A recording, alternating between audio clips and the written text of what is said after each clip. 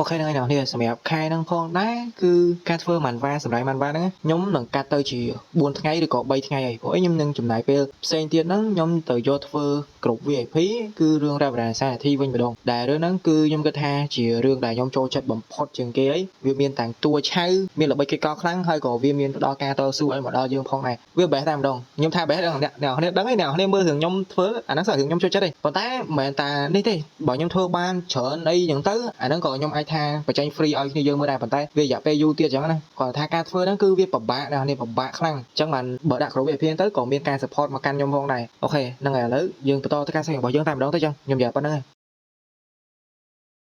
មនុស្សឯងនឹងគិតថា Dimitri មាននៅបំណងអ្វីមួយហើយក៏ខ្លះក៏គិតថាឈួតផងដែរដែលបញ្ចេញនៅវិជាដ៏ខ្លាំងទាំងអស់ហ្នឹងទៅឲ្យមនុស្សខាងក្រៅ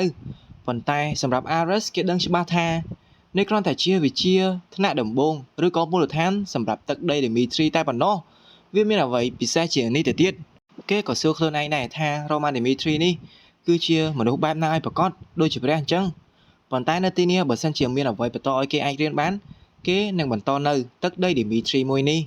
ក្រឡេកមកកាន់អាណាចក្រ Kronos វិញ Marquis Memphis បានមកផ្ដល់ព័ត៌មានទៅកាន់លោកម្ចាស់របស់គេហើយថាជនក្បត់ឬក៏អ្នកដែលទៅធ្វើបង្កប់ហ្នឹងមិនបានផ្ដល់ព័ត៌មានមកឲ្យគេនោះទេលើបែបនេះអាធិរាជ Kronos ក៏បានបញ្ជាឲ្យសម្លាប់គ្រួសាររបស់ពួកគេទាំងអស់នោះទៅហើយគេក៏បានដើរចាកចេញពីកន្លែងនេះពេលវេលាវាកន្លងផុតមករាប់ឆ្នាំទៅហើយថាមពលរបស់ World 3ក៏ចាប់ផ្ដើមខ្សោយទៅថាមពលងងឹតកាន់តែខ្លាំងគេអនុញ្ញាតឲ្យ Roman Dimitri នឹងធ្វើមិនក៏ធ្វើទៅប៉ុន្តែមុននឹងក្រោយត្រឹមតែជាកណ្ដោនៅក្នុងកណ្ដាប់ដៃរបស់គេតែប៉ុណ្ណោះនៅកំឡុងពេលហ្នឹងផងដែរក៏លេចមកកាន់ទឹកដី Dimitri វិញមាននៅភ្ញៀវ3នាក់បានមកជួបជាមួយនឹងគេសម្រាប់ភ្ញៀវដំបូងគឺជា Hoffman ជាប្រធានរបស់ Golden Bank គេបានមកចរចាជាមួយនឹង Roman ដំបូងសរសើរទៅកាន់ Kronos ថាសូម្បីតែ Valhalla ក៏មិនសូវចង់ប៉ះពួកគេដែរប៉ុន្តែ Dimitri អាចយកឈ្នះបានទៅវិញគ្រាន់តែអ្វីដែលជាបញ្ហាហ្នឹងគឺមិនទាន់បានទទួលប្រាក់សំណងឬក៏ប្រាក់ចាញ់សង្គ្រាមហ្នឹងមកពី Kronos នោះទេគេស្ងាត់សរសើរទៅកាន់ Dimitri ខ្លាំងណាស់ Dimitri អាចនឹងឡើងទៅកាន់ចំណុចកំពូលហើយប៉ុន្តែបើសិនជា Golden Bank របស់គេនេះនៅពីក្រោយទៀតរឿងហ្នឹងវាមិនដើរ smooth ទេអីគេចង់ចាប់ដៃជាមួយនឹង Dimitri ដើម្បីធ្វើការជាមួយគ្នាហើយអ្វីដែលគេចង់បានមកវិញហ្នឹងគ្រាន់តែកុំបោះបង់ Golden Bank ចោលនៅក្នុងថ្ងៃអនាគតរបស់ Dimitri តែប៉ុណ្្នឹងនោះទេតែលក្ខខណ្ឌមួយនេះគេអាចទទួលបានប្រាក់កម្ចីមកពី Golden Bank រហូតដល់1លាន gold ឯណោះដោយមិនមានការប្រាក់នោះទេនេះនៅក្នុងនគរតូចផ្សេងសូម្បីតែស្រមៃក៏មិនហ៊ានផង Roman បានមើលទៅកាន់គេបន្តិចមើលទៅកាន់ទឹកមុខទៅអ្នកទាំងអស់គ្នាដឹងថាចម្លើយហ្នឹងគឺវាមិនខ្មិចហើយ Roman បាននិយាយទៅកាន់គេនិយាយឲ្យខ្លីទៅលោកចង់ដើរខ្សែដ៏តូចមួយនេះជាមួយនឹង Dimitri មែនទេតាមខ្ញុំចាំ Golden Bank តែងតែបង្ករឿងរហូតនៅកំឡុងពេលដែល Kronos បើកការវាយប្រហារទៅកាន់ Redford ប៉ុន្តែខ្ញុំដឹងថាគម្រោងការទាំងអស់នោះក៏ត្រូវបានលោកជាអ្នករៀបចំដែរត្រូវទេហើយឥឡូវលោកមកចង់ពាត់ដៃគ្នាអីជាមួយនឹងខ្ញុំគេនិយាយថាគេខកចិត្តណាស់គេចង់តែនិយាយរឿងអនាគតជាមួយនឹង Dimitri នោះទេមិនចង់យករឿងចាស់មកសើរើឡើយរឿង Redford ហ្នឹងទុកវានៅមួយឡែកទៅអ្វីដែលសំខាន់ពេលនេះគឺយើងអាចពាត់ដៃគ្នាបានមើលទៅថ្ងៃខាងមុខ Golden Bank អាចក្លាយទៅជាដៃគូសហការជាមួយនឹង Dimitri លោកអាចខ្ចីប្រាក់ជាច្រើនហើយក៏មានអនាគតជាមួយពួកយើងនឹងភ្លឺស្វាងផងដែរប៉ុន្តែ Roman គេនិយាយថាគេបដិសេធអាប៉ែហ្នឹងក៏ងើបមកហើយនិយាយថា Golden Bank របស់ពួកគេគឺជាក្រុមអព្យាក្រឹតមិនមានទៅតោខាងណានោះទេហើយពួកគេក៏ជាអ្នកបង្កើតស្ដេចផងដែរគ្រាន់តែពួកគេហាមាត់មួយម៉ាត់អាចធ្វើឲ្យមានផលប្រយោជន៍ជាច្រើនហើយអ្វីបានបោះបង់ចោល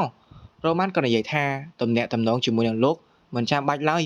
លោកមិនមែនជាមនុស្សដែលខ្ញុំចូលចិត្តតាំងពីដើមឬបែបនេះគេក៏ដើរចេញហើយបោះពាក្យមកថាគេនឹងចងចាំរឿងដែលបានកើតឡើងថ្ងៃហ្នឹង Golden Bank មិនបំភ្លេចគំនុំនោះទេប៉ុន្តែ Roman ក៏ឲ្យគេឈប់នៅកន្លែងហ្នឹង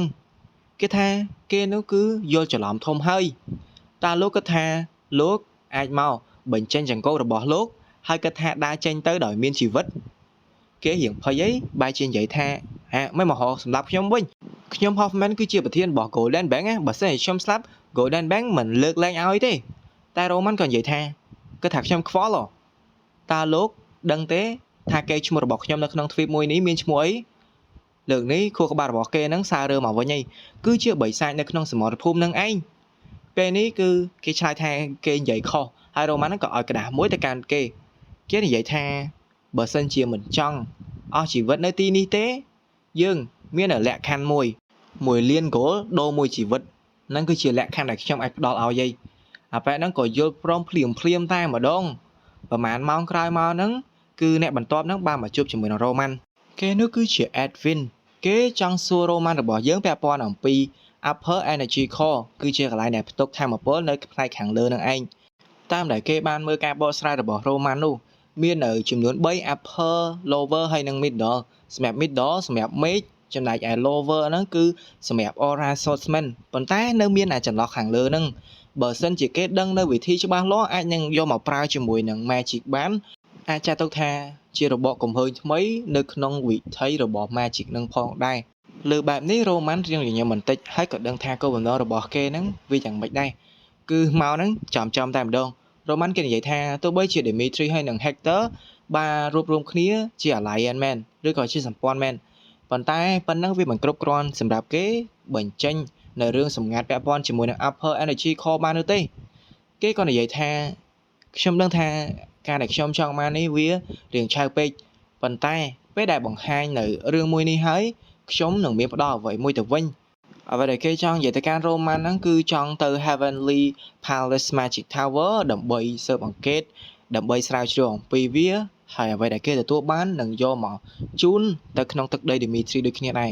ដោយរបៀបស្រាវជ្រាវទាំងសងខាងអញ្ចឹងហើយគេបានបកស្រាយដែរថាមេឃនៅក្នុង Chrono ដូចជាលោក Safer ហ្នឹងខ្លាំងអញ្ចឹងហើយឲ្យរ៉ូម៉ាន់របស់យើងហ្នឹងបកដៃជាមួយនឹងគេទៅវានឹងស្រាវជ្រាវបានច្រើន Hector នឹងជាកម្លាំងមួយដ៏ល្អរបស់ Dimitri រ៉ូម៉ាន់ក៏និយាយថាចុះលោកអត់គិតអំពី Phoenix Mage Tower នៅក្នុង Dimitri ទេអី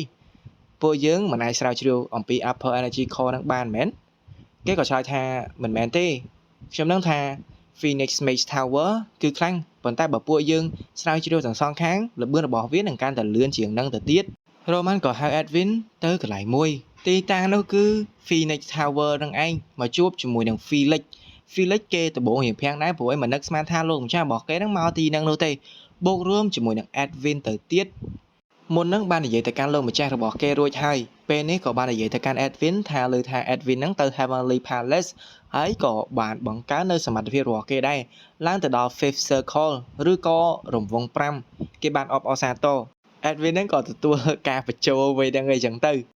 រ៉ូម៉ាន់របស់យើងក៏ឲ្យ Felix ហ្នឹងក៏ហៅលោក Knock មកហើយយក Magic Arena Equipment ផង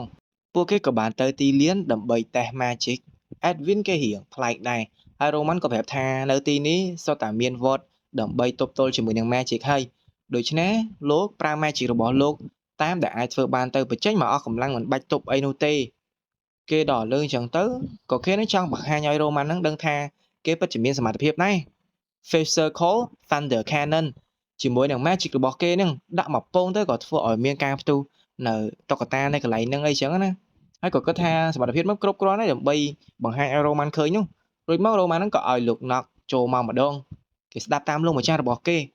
បានខែ Magic ចំនួន2ផ្ទួនហ្នឹងគឺ Magic ថ្នាក់ខ្ពស់តែម្ដងហើយកម្រិត5ទៀត Edwin គេមើលទៅឡងឆ្ងល់ហើយមិនបានបើកមកបានលឿនអញ្ចឹងគេប្រើនឹងត្រូវរយៈពេលយូរដែរប៉ុន្តែ Knock នេះព្រោះក្នុងលបឿនដ៏លឿនខ្លាំងមែនទែនហើយមិនបានប្រើ Magic Memory ទៅទៀត Fifth Circle Fire Cannon គឺ Fire Cannon គុណនឹង2បំផ្ទុះធ្វើឲ្យមានថាមពលជាខ្លាំងណាស់ផ្ទុះនៅកន្លែងហ្នឹងរ៉ូម៉ាន់ក៏ងាកមកមើល Edwin និយាយថាលោកម្ចាស់ Edwin Dimitri បានរកឃើញនៅរឿងពាក់ព័ន្ធអំពី Upper Energy Core នេះហើយក៏បានបញ្ចូលទៅកាន់ប្រើប្រាស់ជាមួយនឹង Magic ផងដែរឃើញបែបនេះទើបគេដឹងថា Upper Energy Core នេះវាស័ក្តិសមជាមួយនឹង Magic បំផុតម៉ាណាវាចូលតាម Energy Core កណ្ដាលហើយរួចមកឡើងទៅដល់ Energy Core ខាងលើឬក៏ Upper ហ្នឹងណាទើបវាបញ្ចេញឲ្យថាមពលដ៏ខ្លាំងមួយនេះធៀបពិតទៅល្បឿនរបស់វាក៏កើនឡើងលឿនជាងមុនដែរមើលទៅហាក់ដូចជាប្រើប្រាស់ Magic 2ផ្ទួនគ្នាអញ្ចឹងបែបនេះធ្វើឲ្យការ Cast Magic បានគុណនឹង2ឬក៏អាចដល់គុណនឹង3ឯណោះឃើញបែបនេះ Edwin ទៅដឹងថាថាមពលពិតរបស់ Upper Energy Core ហ្នឹងវាខ្លាំងប៉ុណ្ណាហើយបើសិនជារឿងសម្ងាត់បែបនេះលេចលឺទៅខាងក្រៅមេឃនៅខាងក្រៅហ្នឹងដឹងតែប្រមូលគ្នាមក Dimitri តែម្ដង Roman ក៏និយាយថាដោយតែលោកបានឃើញអញ្ចឹងពួកយើងគ្មានបំណងចែកជូននៅអ្វីដែលពួកយើងបានរកឃើញឡើយ Edwin គេរៀងខកចិត្តបន្តិចហើយក៏អត់មានអីដែលត្រូវយកទៅចរចាជាមួយនឹង Roman ទៀតដែរប៉ុន្តែ Roman ហ្នឹងគេបាននិយាយពាក្យមួយតែមានរឿងមួយណាបើសិនជាទឹកដី Hector ស្បត់ធ្វើជា Master Vassal Bond ឬក៏ជាម្ចាស់នឹងកូនចៅ Dimitri នឹងមិនត្រឹមតែចែកជាមួយនឹងព័ត៌មានប៉ុណ្ណឹងនោះទេ Dimitri ក៏ជ្រុំជ្រែងផ្ញើអនាគតឲ្យ Hector ផងដែរលើបែបនេះ Hector រៀងភាំងតិចសម្រាប់ Roman ណា Hector នេះគឺជាមនុស្សដែលក្រាន់បើហើយតាំងពីដំបូងគេគឺជាមនុស្សដែលឆៅសម្រាប់ចិត្តលឿនហើយវាប្រហារលឿនជាមេឃមួយដែលអាចបញ្ជានិងបើកមុខនៅសង្គ្រាមបានតាំងពីគេនៅមូរីម៉ាណូសគំនិតដែលគិតថាគ្រប់គ្រងអ្វីៗបានគ្រប់យ៉ាងហ្នឹងវាគ្រាន់តែជាការអួតតែប៉ុណ្ណោះបើសិនជាខ្វះខាតអ្វីមួយមនុស្សដែលឆ្លាតគឺតែងតែយកមនុស្សដែលមានសមត្ថភាពទៅបង្ក្រប់នៅទីនោះក៏លេចមកមើល Edwin វិញតាំងពីក្មេងមកហើយជីវិតរបស់គេមិនដែលស្រាកស្រាននោះទេតែងតែមានការនឿយហត់រហូតអ្វីដែលគេចង់បានគឺអនាគតរបស់ Hector គេតែងតែជ្រុំជ្រែងចេះគិតគូរអំពីនគររបស់គេមិនដែលចង់ឲ្យមានបញ្ហាទៅកាន់នគររបស់គេឡើយតាំងពីតូចដែលខ្លួនវ័យក្មេងនេះនិយាយមួយម៉ាត់ទៅសន្តិសុខសេចក្តីរុងរឿងរបស់នគរ Hector របស់គេនេះគឺហាក់ដូចជារូបរឿងគេផ្ទាល់ទៅហើយដូច្នេះអ្វីដែល Roman គេបានសន្យាមួយនេះ Edwin Hector មិនចាំយូរទេក៏សុខចិត្តខ្លាយទៅជានគរចំណុះរបស់ Dimitri ភ្លាមពីពេលនោះមក Dimitri មិនមែនបានត្រឹមតែ Kingdom of Hector នោះទេគេក៏ទទួលបាននៅមនុស្សម្នាក់ដែលជាមនុស្សដែលមានសមត្ថភាព Edwin Hector ផងដែរពេលវេលាវិការទៅមុខភ្ញៀវទី3ក៏បានមកជួបជាមួយនឹង Roman គេនោះស្រែកកោកថាលោកម្ចាស់ Roman ដូចជាជ្រុលពេកហើយខ្ញុំមកខំប្រឹងខ្លាំងណាស់ខ្ញុំខំចាំដូចជាមនុស្សឈួតកាលណាបើជាលោកម្ចាស់ Roman ផលិតដាវថ្មីឲ្យខ្ញុំនេះគឺជា Marquis Valentino នឹងឯងគេថាគេចាំយូរហើយគេមិនចង់រំខាន Roman នោះទេគេតែងតែចង់ឲ្យ Roman និយាយមកមុនរហូតប៉ុន្តែឥឡូវនេះ Roman មិនបានឆ្លើយតបទៅកាន់គេសោះទើបឥឡូវគេមកជួបជាមួយនឹង Roman ដោយផ្ទាល់គេសួរថាតើ Roman នឹងយល់អារម្មណ៍របស់គេអត់ឥឡូវហ្នឹងនោះ Roman ក៏រៀងញញឹមបន្តិចទៅហើយដូចលើកមុនចឹងអ្នកនរគ្នា Roman ក៏បានប្រាប់ទៅកាន់គេថាពេលដែលស្ថានភាពធូរវិញខ្ញុំរៀបនឹងផលិតដាវថ្មីហើយដូច្នេះមិនអីនោះទេតែកន្លែងខ្លះក៏ខ្ញុំត្រូវតេស្តមុនដែរអញ្ចឹងរងចាំមួយខែអីទៀតទៅ Marquis Valentino ក៏រៀងសប្បាយចិត្តវិញមកសទូក្រោយមកហ្នឹងក៏ឃើញថា Golden Bank ក៏បានផ្ដល់នៅមាសរបស់ពួកគេហ្នឹងមកឲ្យ Roman មែនគេមើលទៅដឹងថាពួកហ្នឹងគឺយល់ព្រមហើយក៏គោរពពាក្យសម្ដីផងដែរប៉ុន្តែតាហ៊ានអត់គោរពមើលត្រារបស់គេដែលបោះហ្នឹងនឹងលែងមានន័យទៅកាន់កន្លែងផ្សេងដូច្នេះអ្នកដទៃហ្នឹងក៏លែងជឿគេទៀតដែរគឺរឿងបែបនេះក៏គេនឹងចាប់ផ្ដើមចេញប្រតិបត្តិការរបស់គេដូចគ្នាគ្រីសគេចាប់ផ្ដើមវឹកហាត់ទៅកាន់កងទ័ពហើយព្រឹកឡើងហ្នឹងរ៉ូម៉ាហ្នឹងក៏បានប្រាប់ទៅកាន់ហាន់ថាចាំគេមួយខែទៅគេនឹងនៅផ្ទះស្លដាវមួយខែពេញបើអត់មានរឿងអីសំខាន់នោះទេកុំចូលទៅនិយាយជាមួយគេឬក៏រំខានគេអីគេក៏ចាប់ផ្ដើមចូលទៅក្នុងផ្ទះស្លដាវនឹងតែម្ដងការស្លដាវឬក៏ផលិតដាវនេះគឺជាអត្តសញ្ញាណរបស់គេទៅហើយតាំងតែពីគេនៅក្នុងមូរីម្លេះវាបានបញ្ជាក់មកថាកម្រិតនៃការប្រើប្រាស់ដាវរបស់គេទៅដល់កម្រិតណាសំឡេងដំដែកមើងក្នុងចិត្តរបស់គេចង់បញ្ជូនភ្លើងបិសាចចូលទៅក្នុងដំណើរការនៃការផលិតដាវមួយនេះដូចគ្នាផ្លេទៅកាន់កន្លែងផ្សេងវិញឃើញគេដំតុកឡើងខ្លាំងគេថារ៉ូម៉ាន់នឹងហ៊ានធ្វើបាបមកកាន់គេផងប៉ះមនុស្សខុសហើយគេនឹងឲ្យរ៉ូម៉ាន់ដឹងថាប៉ះជាមួយនឹងពួកគេហ្នឹងគឺវាយ៉ាងណាគេក៏បានសួរទៅកាន់កូនចៅរបស់គេបានរៀបចំព័ត៌មានឲ្យនៅកូនចៅនឹងប្រាប់ថាបានលោកម្ចាស់ Dimitri ពេលនេះកំពុងតែជួញដែកជាមួយនឹងតំបន់ធំចំនួន4តំបន់តែនោះដូចជា Valentino មកពី Kingdom of Cairo Zenith មកពី Kronos Empire Muriel មកពី Valhalla Empire Vincent មកពី Kingdom Alliance ពួកគេទាំងនេះសុទ្ធតែជាដៃគូធំហើយប៉ុន្តែសម្រាប់ Zenith មកពី Kronos គឺបានផ្ដាច់ទំនាក់ទំនងគ្នាបន្ទាប់ពីមានសង្គ្រាមហើយគេនឹងផ្ដាច់ផ្លូវទាំងអស់នេះរបស់ Roman តែម្ដងជាមើលថា Roman នឹងវាមកសុំទោសគេនឹងយ៉ាងម៉េចទៅចាប់ផ្ដើមដំបូងគេចង់ទៅជួបជាមួយនឹង Valentino ឲ្យបើក Warp Gate ទៅ Cairo ភ្លាមតែម្ដងនេះគឺជាពេលដំបូងរបស់គេមិនទៅ Kronos ឬក៏ Valhalla ទេចាប់ផ្ដើមពីមិត្តជិតស្និទ្ធរបស់គេតែម្ដងនៅក្នុងវិមានរបស់ Marquis Valentino គេមកដល់ Marquez Valentino ហ្នឹងក៏មកស្វាគមន៍គេទៅហើយឃើញមនុស្សម្នាក់ហ្នឹងនៅកន្លែងហ្នឹងផងដែរគេក៏សួរថាជាណាគេ Marquez Valentino ហ្នឹងក៏បានប្រាប់ថា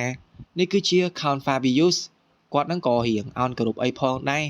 គេប្រាប់ថាគេចង់ណែនាំឲ្យស្គាល់យូរអីតែឥឡូវហ្នឹងដល់ពេលចរចាក៏ចរចាទៅគេសួរថាបើសិនជាអត់ចង់ឲ្យនៅចិត្តទេអាចប្រាប់បានគេហ្នឹងនឹងស្នើឲ្យលោក Fabius ហ្នឹងមិនទៅជជែកជាមួយនឹងពួកគេនោះទេប៉ុន្តែអាប៉ែនោះគេថាមិនអីនោះឡើយអាចជជែកបានតោះអញ្ចឹងទៅក៏បានទៅជជែកគ្នាទាំង3នាក់ហ្នឹងតែម្ដងអាប៉ែហ្នឹងគេនិយាយថាមូលហេតុដែលខ្ញុំមកជួប Marquez នេះគឺមានបញ្ហាតាក់ទិននឹង Dimitri គេនោះក៏សួរតើមានអីទៅអាប៉ែនោះឆ្លើយថាបញ្ហាហ្នឹងគឺខ្ញុំមានចំនួនជាមួយនឹង Roman Dimitri តែម្ដង